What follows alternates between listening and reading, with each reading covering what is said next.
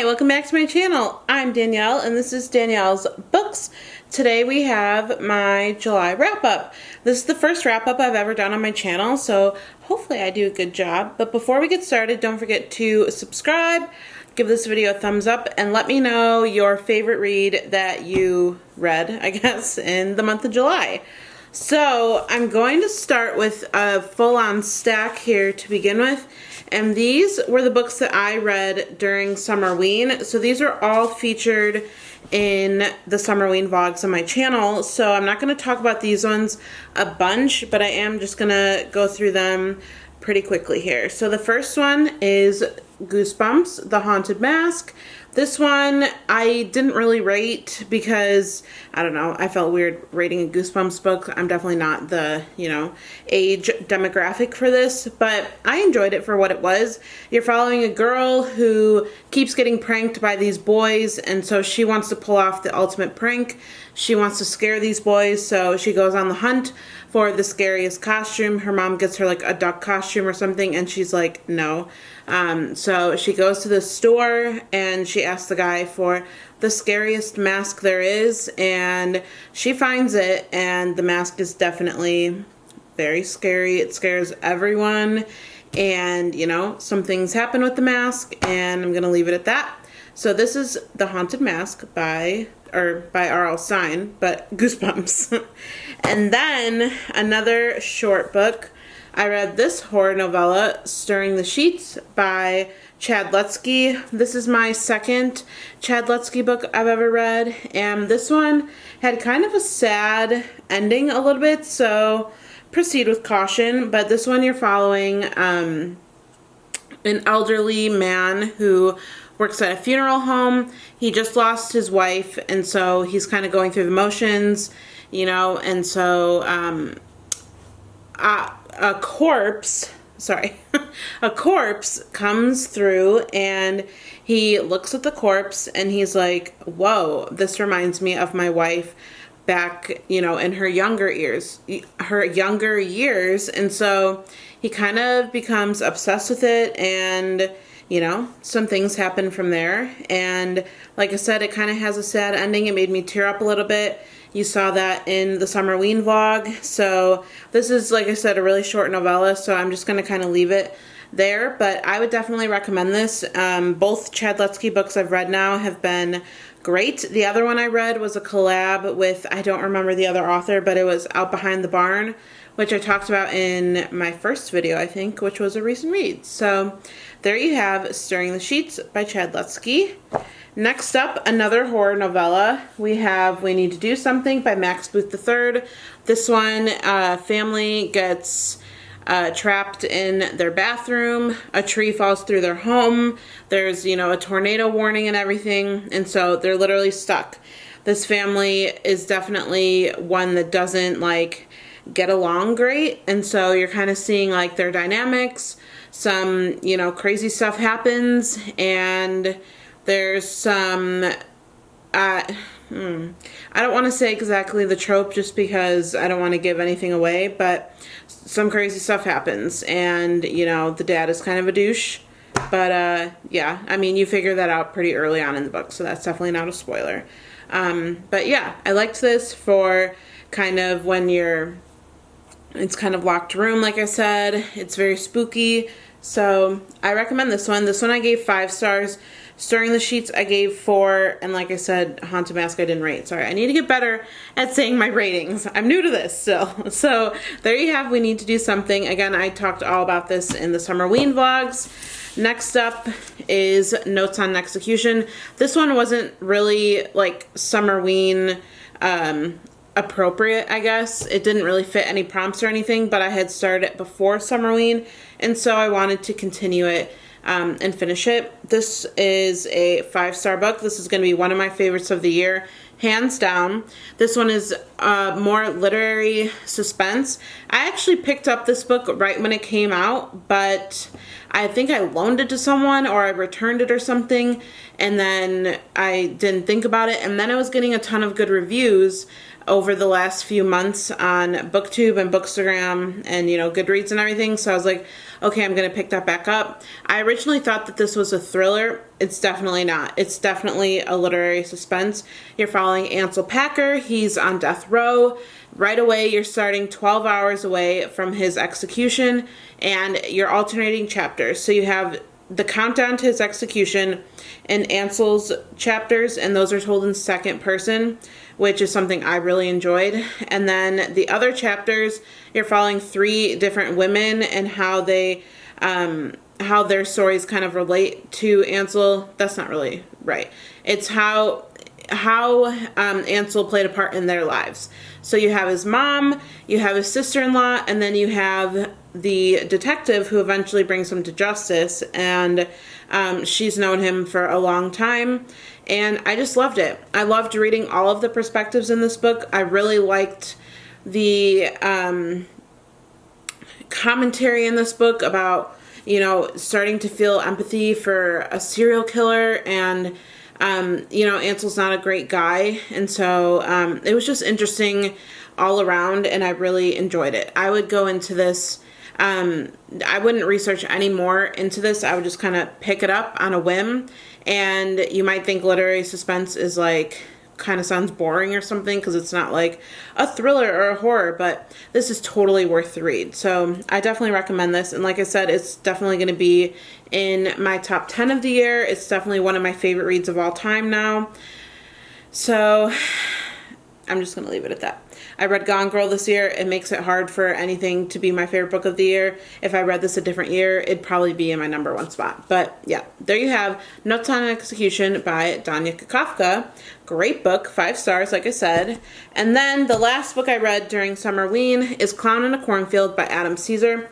I liked this. I have been going back and forth on a 3.5 star or a 4 star. I think that, obviously this is YA, and so I'm not really the target audience for this book either. I thought that it was just slow. It was slow to get going. We're following Quinn. She just moved to this town of Kettle Springs for her senior year. At the start of the book, you're like kind of being introduced to the different people in the town, especially like the kids at her school and everything. And, then you are following Quinn as she's getting to the town. She gets stuck in like detention or something with these kids, and so she kind of begins a friendship with them. And then, there's a clown in the town mascot, whose name is Friendo, and things start happening with Friendo. These kids are trying to pull off a prank at Founders Day, and, possibly they're the ones being pranked. So I don't know. It had a good twist, I thought, and yeah, it was just slow. Like I said, it didn't start picking up until literally like page 100 or something. I marked it. I put a little tab in here. I don't want to give the exact page, figure it out for yourself, but I liked it, and I definitely want to read the sequel. It comes out this month. I don't remember what day. Randomly, I think it's August 23rd, if that's the Tuesday of that week. I'm not totally sure, but I definitely want to read the sequel. So yeah, and that one's called Friendo Lives On or something like that. I'm not sure. I'm not going to give a synopsis for that one, obviously, because you need to read this one. But there you have Clown in a Cornfield by Adam Caesar. Next up, we have a couple novellas. First one I'm going to talk about is Camp Neverland. This one was on my July TBR. I also talked about this book in that massive horror book haul that I did. This book I really enjoyed. I think I'm going to give it 4 stars. And this one you're following a girl named Max, which, by the way, when I read this book, it was right when Stranger Things was coming out, volume 2, I think. If my timeline's right, it was one or the other. I'm not totally sure. But it was in the heat of Stranger Things. The main character in this book is in high school. Her name is Max. She has red, curly hair. And so this entire novella, I was like, oh my gosh, it's Max from Stranger Things. So that was kind of interesting because, like I said, it was literally in the heat of when Stranger Things was out. And so that was kind of fun. But yeah, you're following this girl named Max. She's kind of a loner. She doesn't have a lot of friends. She has one main bully at school. His name is Chuck. She's like totally over him, but she's excited about this trip. It took a lot for her to be able to go to this trip. She was personally invited to it. She received a letter in the mail, and her parents, had to work up the funds to get her to go to the camp. And she goes, and she's found a group of friends, and she's enjoying herself. But who shows up to camp? Chuck. And so I can't talk much about this because it's so short, and I don't want to give away what trope you're following, but there's definitely spooky stuff that happens at the camp, and I definitely think it's worth read. Also, this is one of the Rewind or Dies, and I liked it. It's very summery. It gives the campy vibes, so I liked this one a lot, and I would definitely recommend it. So there you have Camp Neverland by Lisa Quigley. And then this book is going to be very brief. The Possession of Natalie Glasgow by Haley Piper. Unfortunately, this book is like a 2-star. If I really wanted to be like hard, I would maybe even give it a 1-star. This is going to be brief because literally I have forgotten anything and everything about this book, except for the fact that you're following this 11-year-old, and she is possessed. The Possession of Natalie Glasgow. This is like literally 70 pages long or something, and I read it much sooner in the month, so that's another reason why I've forgotten it. But I felt so disconnected with this book because you literally get started with the possession right away on page 1, and I felt like there was no lead up. It's literally on page 1, and I was like, okay, so I already wasn't connected to the story. I didn't know Natalie, and so it just was like, okay. I stuck with it because it's 70 pages. I was like, I'm not going to DNF a book that's 70 pages. I'll see it through. But yeah, I honestly don't remember anything that happened just because I was kind of like hate reading it at that point. But it was just really like chaotic, and I don't know. It wasn't my favorite. So I maybe wouldn't recommend this one unless, you're looking for just a short book and you don't care if you don't know anything about the book when it starts. So there you have The Possession of Natalie Glasgow. This is probably the my least favorite of the month. I'm kind of just going in a random order at this point. But No Time to Execution would be my favorite of the month. Next up, another one that I'm not going to talk too much about is Seasonal Work by Laura Lippman. This is a collection of stories, and this was recommended to me by a friend in my real life, and she really likes Laura Lippman, and so she was like, oh, I think you'll like that. I kind of like to do short story collections like this because I feel like I can read a story here and there and it'll all be good. My husband just texted me. All right, and she is a fan of Laura Lippman, so she's like, why don't you read this? I like short story collections because I feel like I can read a story, here and there, and, that's enjoyable to me. Nothing special really happened with this. The stories weren't very cohesive, and so it kind of felt like, I don't know, I didn't feel connected to really any of them. Also, I guess she has a series of books that follows a specific character. I don't even remember her name. Like Tammy or Taryn or Tess Monahan. She has a series involved with this Tess character, and she had stories in here that were part of that character, but I didn't really know anything about her, so I don't know. This wasn't like, there was of course some stories here and there that I was like, oh, that was fine, but it wasn't anything that I was, excited about. It'd probably be like a 2.5, 3. There's not really a theme to this collection either. It's just literally a collection of stories. So I don't know. It was just fine. So 2.5 or 3 stars. I think I gave it 3 on Storygraph and Goodreads, but I don't know. You can check both of those out down below. I do link them both now because Nikia yelled at me that I didn't have my Storygraph linked. So it's linked now.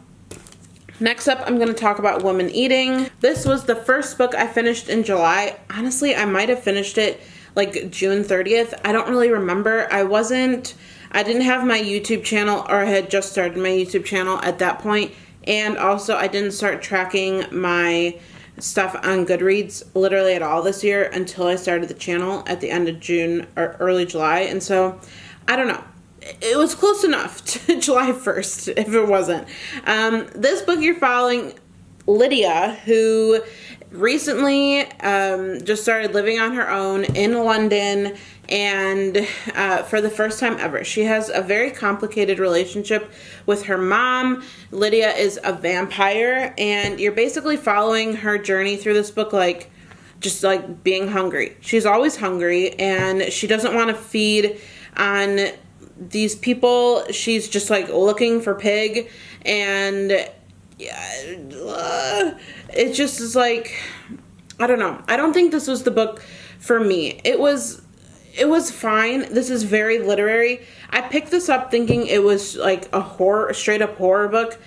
It has horror elements to it, I guess, because she's a vampire. But it wasn't a horrifying book. It was definitely more literary, which I guess I probably could have done my research beforehand thinking this was going to be a straight up horror, because it wasn't that. So yeah, you're following her as a vampire. You're seeing her journey, trying to, like I said, she's just always hungry. And she's looking for things to feed or to eat. She wants to be like the other people who can just eat whatever they want to, but she can't. And, she has a crush on one of the other artists at the place she works. And so, I don't know. This book was just fine.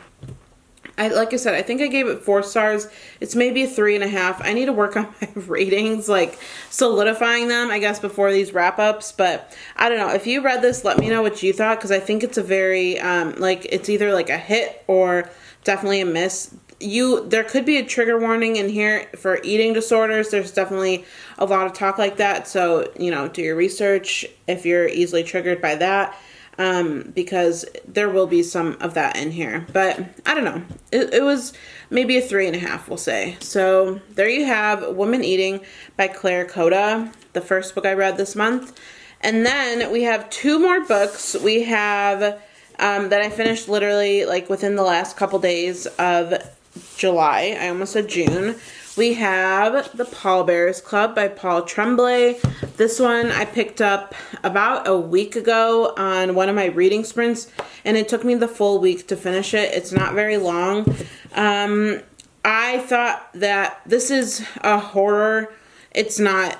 I guess, like I said, it has supernatural elements in the book, but it's not a very horrifying read. I honestly don't even know what I would exactly classify this, because it was just kind of weird. I was confused through some of it. This was slow.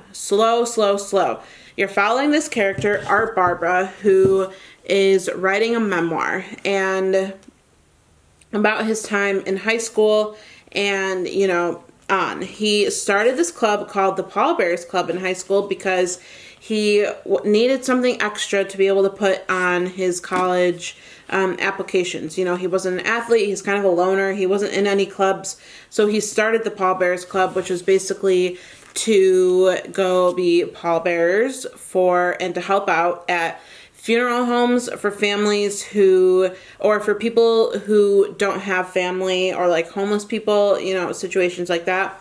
Nice idea, I guess. A little weird, but yeah. And so not a ton of people signed up. Literally only like 3 people did. But one of the people who officially joined, her name is Mercy, and she comes across his manuscript, several years later. And so in this book, you're reading the manuscript basically, and she has annotated, I don't know if you can see, it's going to be blown out, all these red marks. She is annotating it and basically kind of discrediting a lot of what he's saying and how he remembers things. She's like, you're remembering that wrong. That didn't happen, this and that. She's honestly like one of my favorite characters I've read this year. If not my favorite. I really enjoyed her.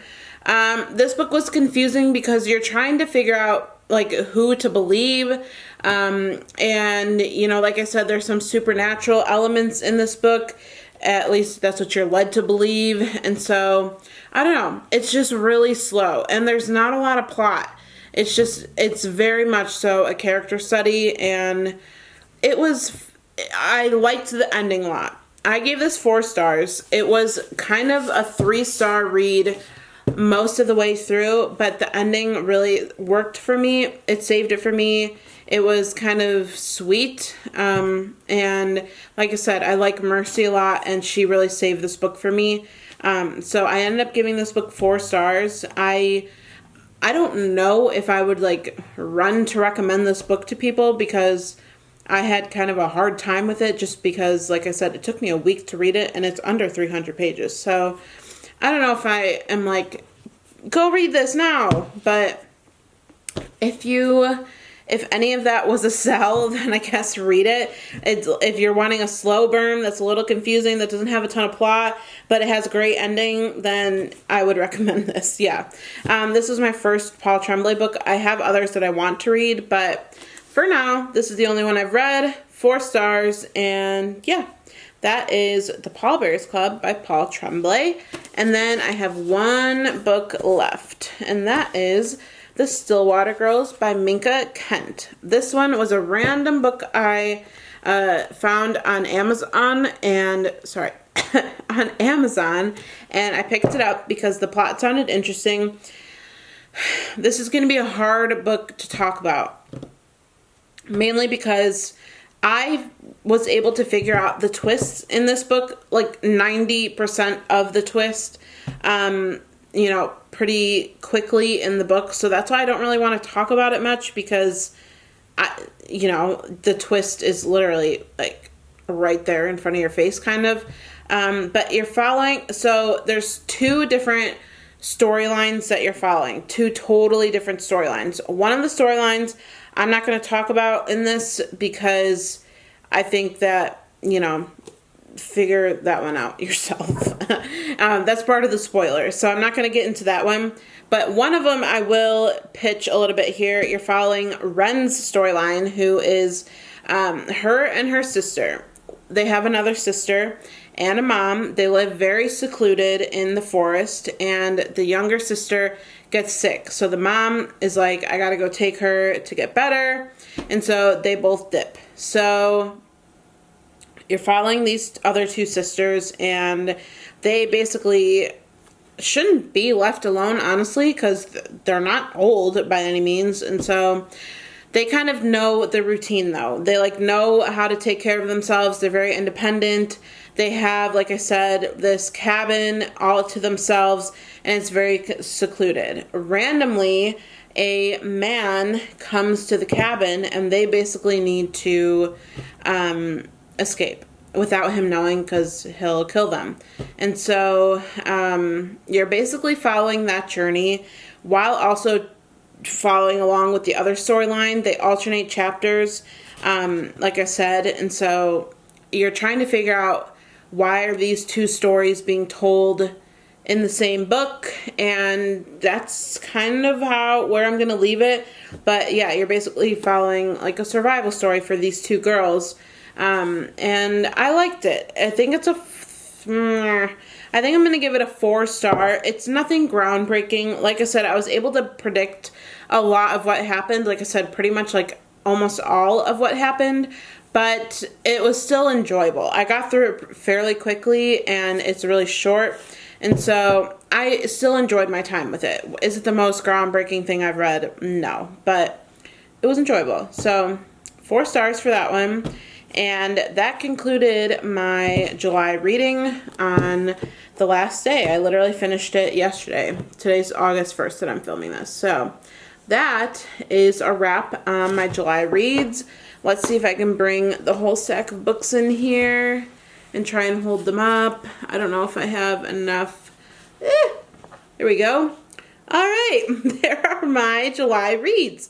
Let me know your favorite read from July. I would love to know. And if you've read any of these, let me know your ratings or anything like that. And yeah, I think that wraps up July and this video. So I hope you enjoyed. Give it a thumbs up if you did. Don't forget to subscribe. I'd love to have you. And yeah, I hope you have a great day. And that's a wrap for me. Bye.